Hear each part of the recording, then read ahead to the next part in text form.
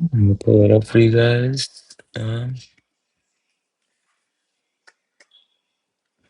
All right. Hello, welcome to my presentation. My name is Jonathan Uledes, and I will be presenting on sex crimes, more specifically, sexual assault on college campuses. An introduction and research questions. Sexual sexual assault on college campuses remains really much widespread, with having low reporting and institutional barriers persisting. Not just individual behavior linked to broader systems, not just individual behavior linked to having these broader systems. Some research questions we should be asking ourselves should be, why does campus sexual assault remain high despite policies? And an argument. This issue is shaped by culture, institution, and enforcement systems itself. Background. National intention very much increased with Title IX enforcement, having high victimization rates among college students throughout um, the nation, and having underreporting in LGBTQ plus communities. Some risk factors are one of the main ones: alcohol, peer pressure, and then campus subcultures. Campus subcultures, I would define it as like groups, frats, sororities, parties, that type of nature, where big groups of people are hanging out at one time. And there's stigma behind that type of stuff. And then controversial. Rape culture normalizes harmful attitudes. Alcohol and social setting complicate consent just because it's very iffy. And then due process concerns for accused students.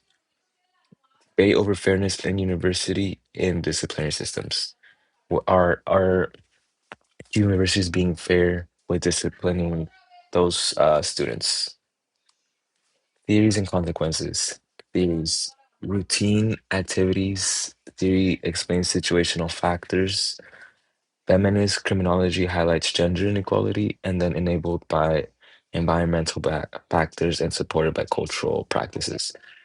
Some consequences that I wanted to point out and highlight are psychological impacts, which having PTSD, anxiety, depression, and depression.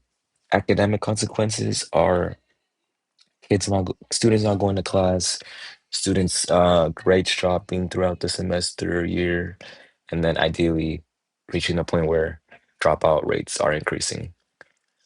And then an institutional risk are legal and reputational damage. Just constantly having legal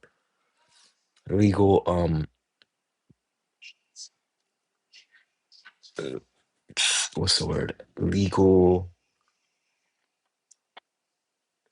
Legal encounters, legal situations, and after also long of just having courts cases, that's that tends to be that reputation of some colleges. I mean, and that's just not a good look, and we should try to avoid that.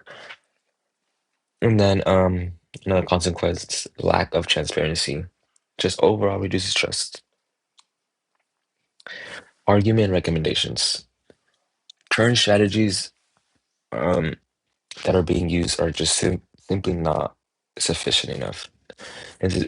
Institutional conflict of interest limits, having accountability, and some recommendations I wanted to point out are putting a foot down and having an external um focus on accountability. Having stronger regulation of high risk behavior, ideally watching and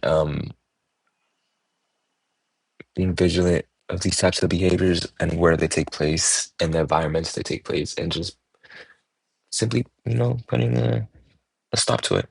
And then having services for these students with trauma and somewhere where they could talk to someone who they could talk to, someone where they could hear their voice, and then ho hopefully that would help them obviously come out and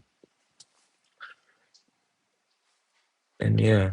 And then the last one is having promoting a cultural shift against gendered violence.